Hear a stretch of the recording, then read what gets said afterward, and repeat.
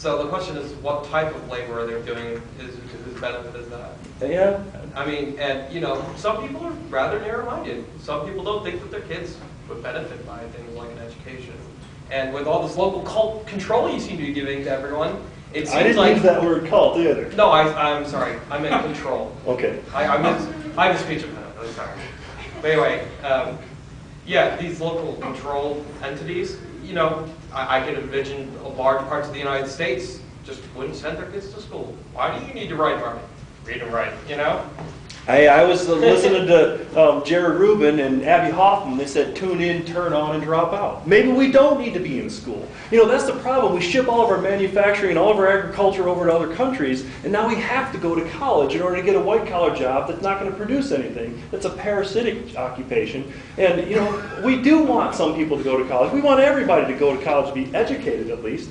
But in order to do it, in order to get a job, is destructive to our society because we don't have the distribution of resources that's going to prepare everybody to go to college. We don't have the ability for people to go to college to put the time and the energy into it because they're too busy working. They're too busy distracted with their family and other responsibilities. There is an elite privilege to go to college, and I don't want it to be for the rich, but I don't necessarily think it's a bad thing to limit it to a certain number of people either. In fact, going to college would be good, but this demand that you do it in a certain amount of time in order to get out there into the workforce is kind of a problem as well. If we did it, you know, so that everybody needed to be educated, but could it be done on a part-time basis, and it could be done because we want to be enriched, because we want to be aware citizens. That would be a different thing than having to do it for an occupation. A white-collar occupation is bogus. It's a parasite. It doesn't produce anything. It's valuable and necessary, but not in the numbers that we seem to be promoting. We need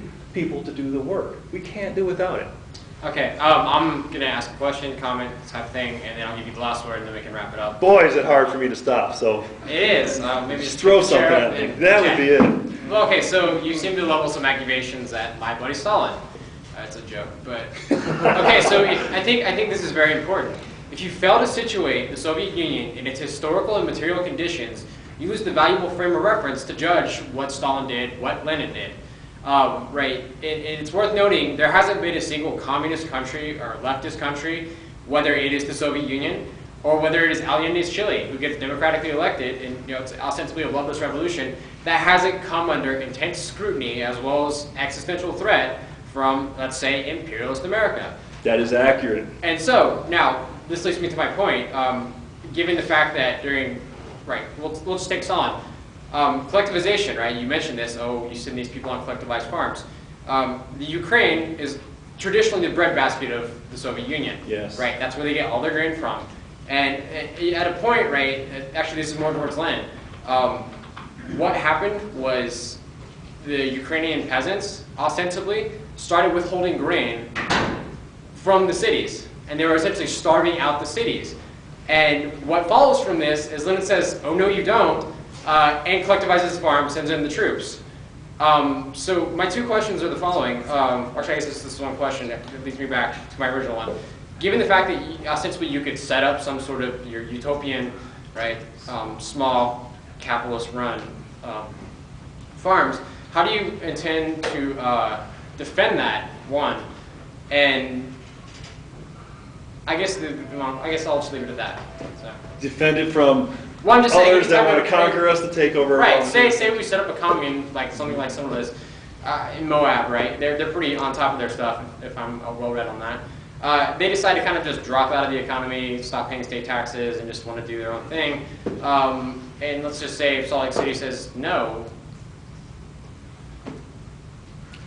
Perhaps people shouldn't be living in places that don't have topsoil and don't have water, that don't have raw materials with which you can live upon. You know, I don't think we should have a Las Vegas out there sucking up all of our water and things like that. So I don't know if Moab would be the place. Okay. I do agree that our critique of communism, of socialism, of things that are contrary to capitalism have never been allowed to be done with an equal playing field. We have no idea what could have happened. In fact, when you do collectivize, when you work together, it is so much more efficient. That's why we went to a centrally planned system during World War II. Every country that has ever pooled their resources has been able to, produce things on an enormous scale, much more efficiently than a free market enterprise where people are dispersed and working in self-interest. That is how the Mormons came to Utah and made the desert bloom. There's no way the society here would be so developed if people weren't working together. People were working together to such an extent that it was actually seen as a huge threat to others, and that's part of the reason that Mormons have been unpopular in so many different places, because it is so darn efficient. It is a wonderful system, and we ought to work together. We do need to work together. And somehow, if we're going to have people individually producing things in a local, small-scale economy, it can't be one in which we are putting our desire for profit above others. We cannot exploit others in order to become wealthy. That is a skewed system. It is a flawed system. So we need somewhat of a hybrid so that people still have a chance to actually have their work meaningful. We can produce goods and services and be proud of our labor, get paid a decent wage, but at the same time, not at the expense of our neighbors in our community. Absolutely. And I promise you the last word, and so I'll leave it at that. And I wish I'd have done it a long time ago. Okay. For many reasons, but I wish we could just stay here all night. Very good. Well, I'd love to give Dr. Jeff Torlina a hand for his effort.